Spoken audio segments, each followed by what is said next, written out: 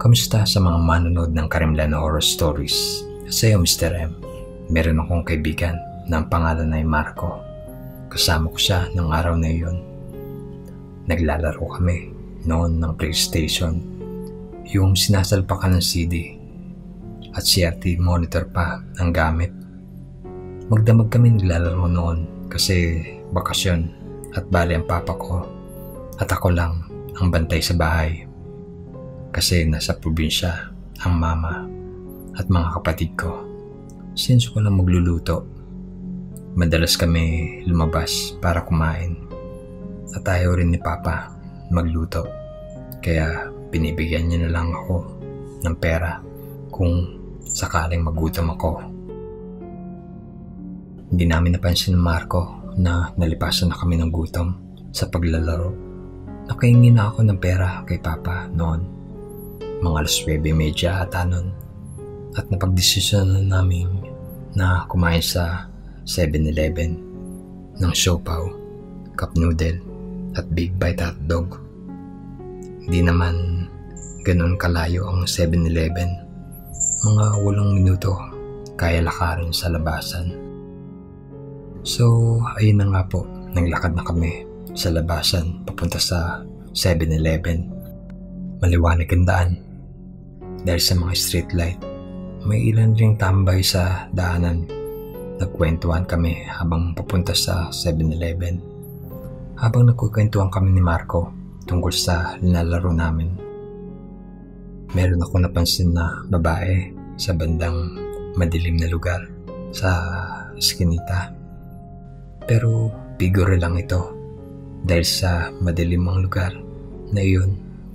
Sa kinakatayuan ng babae, mahaba kasi ang buhok nito, kaya nasabi kong babae siya.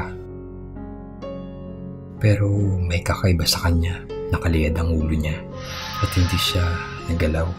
So tinitignan ko ito nang hindi ko napansin. Tinatawag ako ni Marco at tinanong niya ako kung ano raw ba ang tinitignan ko roon. At mukhang hindi ako nakikinig sa kanyang sinasabi.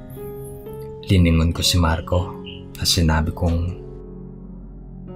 hindi mo ba napapansin yung babaeng nakikita ko? Nang tuturo ko na ito sa kanya na wala ang babaeng nakaliyad ang ulo. Nagtaka ako baka umalis at hindi ko napansin kung saan dumaan. Tinanong ko ulit siya kung saan ito dumaan. Sinagot niya lang ako na wala siyang nakita. So hindi ko na ito pinansin pa. Meron kaming nakitang tendero ng balot sa kanto. Kaya bumili kami tigisa kay Manong. Pagkatapos nun, rumekta na kami sa 7-Eleven. Walang customer kundi kami lang. Kaya umorder na kami ng pagkain. In-order namin ng siopaw, cup noodle at big bite hotdog. Kasi paborito namin ito. Doon kami kumain sa lamesa sa bandang wall glass na kung saan makikita mo ang labas ng kalsada. Tanaw rin doon ang magbabalot at mga dumadaan. Habang nag-i-enjoy kami sa pagkain, may napansin si Marco. Napansin niya yung nakita kong babae na nakaliyad ang ulo. Kung kanina hindi ko maaninag ang sura nito, ngayon kita na namin ang sura niya.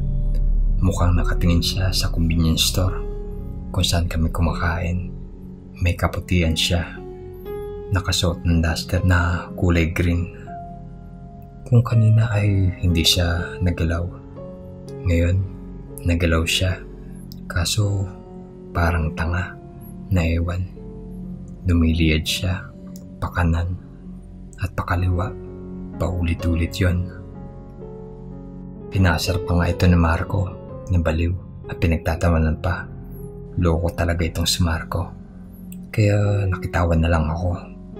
Mga ilang minuto rin kami tumambay nang mapagdesisyonan na namin na umuwi na dahil hindi pa namin tapos ang nilalaro namin sa PlayStation.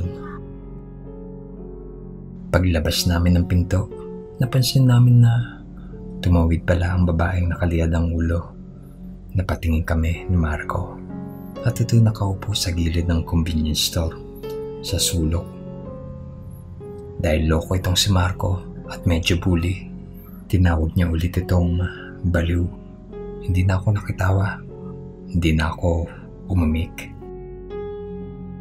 Inisip ko rin baka pulubi ito, kaya pag-alagala sa gabi, wala na rin mga taong nadaan ng gabing iyon, kaya nagtaka ako kung nanlilimos ba ito.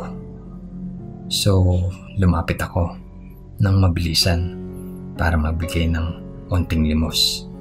Ganun pa rin siya, lumiliyad, pakanan at pakaliwa, paulit-ulit. Nung iabot ko na ang 20 pisong papel, napansin kong nang lumiyad siya pakaliwa.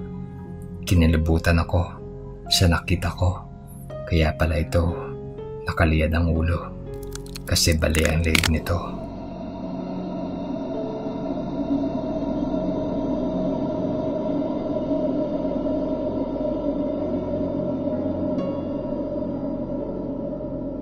Hindi ko tuluyang naiabot ang pera.